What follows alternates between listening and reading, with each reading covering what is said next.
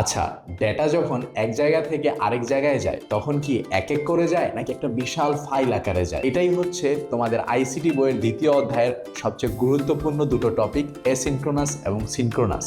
প্রথমেই দেখবো এসিনক্রোনাস। এসিনক্রোনাসে ডেটা ক্যারেক্টার বাই ক্যারেক্টার এক এক করে যায় এবং এই এক এক করে ডেটা যাওয়ার কারণে এটার স্পিড খুবই স্লো হয় এবং এটার একটা স্টার্ট বিট থাকে এবং একটা এন্ড বিট থাকে। যেমন যখন কিবোর্ডে টাইপ করো তখন কিন্তু এক এক করে কিবোর্ডের প্রত্যেকটা স্ট্রোকের ডেটা তোমার কম্পিউটারে ইনপুট হিসেবে যায়। এবার আসি সিনক্রোনাস।